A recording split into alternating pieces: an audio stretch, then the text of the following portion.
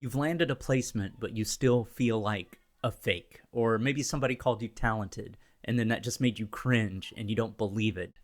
Sometimes success feels like a mistake, and nothing's earned, you're just lucky. That feeling has a name. It's called imposter syndrome.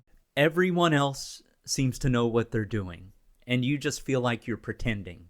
That's the story that your brain keeps telling you. And the longer you believe it, the smaller you play. So you'll stop pitching, you'll stop posting your music, you'll stop trying, you'll stop raising your hand. You're just like waiting to be ready, but ready never comes.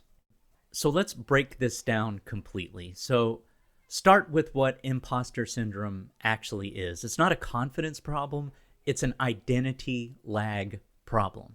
So your external self is growing fast, and your internal self model is updating more slowly. So that gap creates that fraud-like feeling. Your brain's not broken, it's just behind. So external growth triggers, that sends an alarm, and that alarm feels like fraud. It's not weakness, it's your brain doing exactly what it's designed to do.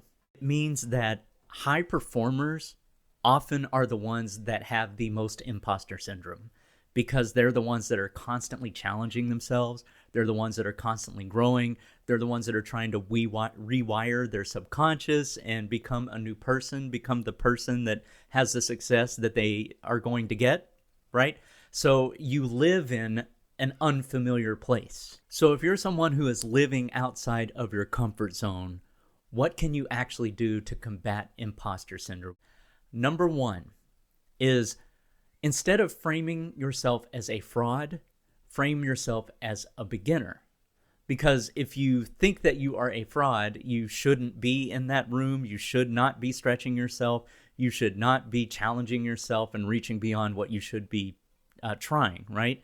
But if you frame it as a beginner, you're supposed to be there. You're supposed to be trying and failing and getting better. So you're not a fraud. You're just at the start of your journey, learning a new skill or new skills. And number two, what a lot of people do is they feel like they need to have the confidence first before acting. But it's backwards from that. You want to act, get the evidence, and that's where the confidence comes. You get confidence from becoming competent, right? From learning that new skills, from getting better.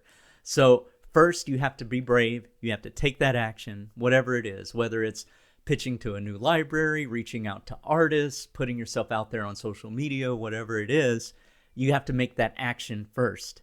And you might cringe a little bit because that imposter syndrome is still going on, but that's okay.